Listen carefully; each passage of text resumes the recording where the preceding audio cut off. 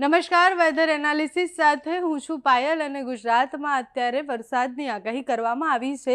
હવામાન વિભાગ હવામાન નિષ્ણાંતે આગાહી કરી છે પ્રમાણે 19, 20 અને 21 તારીખની આસપાસ ગુજરાતના અનેક વિસ્તારોમાં ભારે પવન સાથે વીજળી સાથે વરસાદ પડી શકે તેવી સંભાવના છે। વિંડીના માધ્યમથી પહેલાં જોઈએ કે કેટલો વરસાદ પડવાનો છે, કયા વિસ્તારમાં એલર્ટ છે। એના સિવાય આપણે ગરમી પણ જોઈશું, કારણ કે ગરમી પણ સતત વધી રહી છે, એની અસરો પણ વધવાની સંભાવના છે। 18 તારીખે ગુજરાતની આસપાસ વરસાદ નથી દેખાઈ રહ્યો, પણ આપણે જે વાત કરી હતી કે દરિયાકાંઠાના વિસ્તારોથી જે ટ્રફ પસાર થશે એના કારણે દક્ષિણ ગુજરાતના ભાગોમાં વરસાદ પડે તેવી સંભાવના છે। 19 તારીખની શરૂઆતમાં પણ ક્યાંય વરસાદ નથી દેખાઈ રહ્યો અને અત્યારે તમે જુઓ કે આ બાજુ બાંગ્લાદેશ તરફ એક સિસ્ટમ છે, ઉપર વેસ્ટર્ન ડિસ્ટર્બન્સની એકદમ મજબૂત સિસ્ટમ પસાર થઈ રહી છે અને આ બાજુ દરિયાકાંઠાના વિસ્તારોમાં પણ વરસાદ પડી રહ્યો છે। એટલે જ્યારે દક્ષિણના દરિયાકાંઠામાં વરસાદ પડે છે ત્યારે એ ઉપર ખેંચાઈ અને દક્ષિણ ગુજરાતથી લઈને મધ્ય ગુજરાત સુધી અસર કરતો હોય છે વરસાદ, અને એટલે તમે જુઓ કે 20 તારીખની આસપાસ અહીંયા બધી ટ્રફની અસર દેખાશે। ભારે પવન સાથે વરસાદ પડે તેવી સંભાવના છે અને હવામાન નિષ્ણાંત અંબાલાલ પટેલ, હવામાન નિષ્ણાંત પરેશભાઈ ગોસ્વામીની આગાહી પ્રમાણે અનેક વિસ્તારોમાં પવન સાથે વીજળી સાથે ગાજવીજ સાથે વરસાદ પડશે।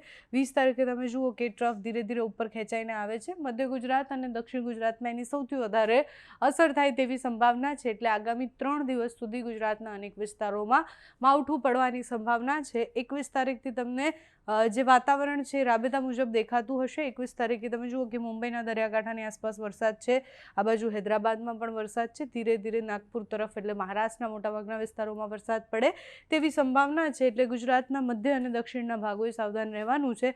સાથે જ આ દરિયાકાંઠાનો જે વિસ્તાર છે એટલે વેરાવળથી લઈને દેવભૂમિ દ્વારકા સુધીનો એના અનેક વિસ્તારોમાં વરસાદ પડી શકે તેવી સંભાવના છે। છૂટો છવાયો સામાન્ય મધ્યમ વરસાદ પડે તેવી આગાહી કરવામાં આવી છે। વિંડીમાં પણ અત્યારે સામાન્ય મધ્યમ વરસાદ દેખાય છે, એટલે હવામાન વિભાગ હવામાન નિષ્ણાંત આગળ જે આગાહી કરે એના ઉપર નજર રહેવાની છે, કારણ કે કાલથી એ વરસાદની શરૂઆત થશે અને એ કાલથી શરૂઆત થાય એટલે કેટલો પડશે, કયા કયા જિલ્લાઓમાં પડશે એ એલર્ટ જોવાનું છે। એની પહેલાં તો તમે જુઓ કે ગરમી કેટલી ભયંકર પડી રહી છે ગુજરાતમાં।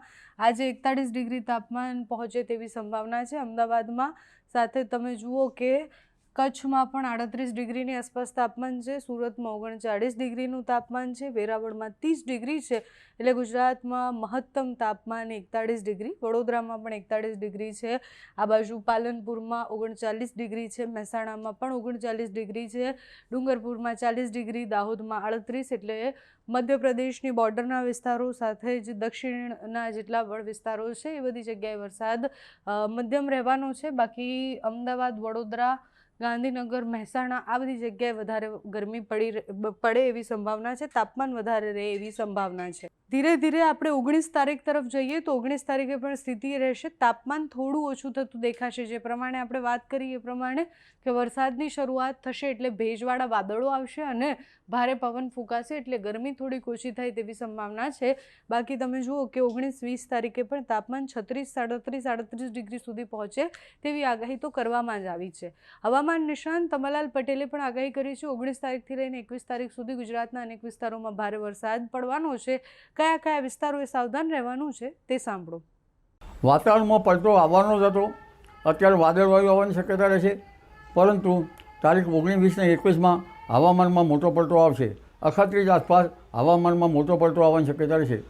ગુજરાતના ભાગોમાં તો પલટો રહેશે, પણ વિદર્ભના નીચેના ભાગોમાં પવનની ગતિ વધારે રહેશે।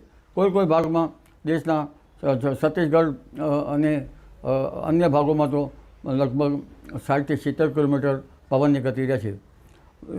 હમણાં વેસ્ટર્ન ડિસ્ટર્બન્સના હિસાબે વાદળવાયુ તો આવ્યા છે, પણ લગભગ તારીખ 19, 20, 21માં અખાત્રીજની આસપાસ રાજ્યના કેટલાક ભાગમાં પ્રી મોન્સૂન એક્ટિવિટીનો વરસાદ થવાની શક્યતા રહેશે, જેમાં દક્ષિણ સૌરાષ્ટ્રના ભાગો, બોટાદના ભાગો, કેટલાક જૂનાગઢના ભાગો, અમરેલીના ભાગોમાં અને મહીસાગરના ભાગોમાં, ભરૂચના ભાગોમાં, મધ્ય ગુજરાતના ભાગોમાં, વડોદરાના ભાગોમાં, અમદાવાદના ભાગોમાં પણ હવામાનમાં પલટો આવે અને ક્યાંક પ્રી મોન્સૂન એક્ટિવિટીનો વરસાદ થવાની શક્યતા રહેશે।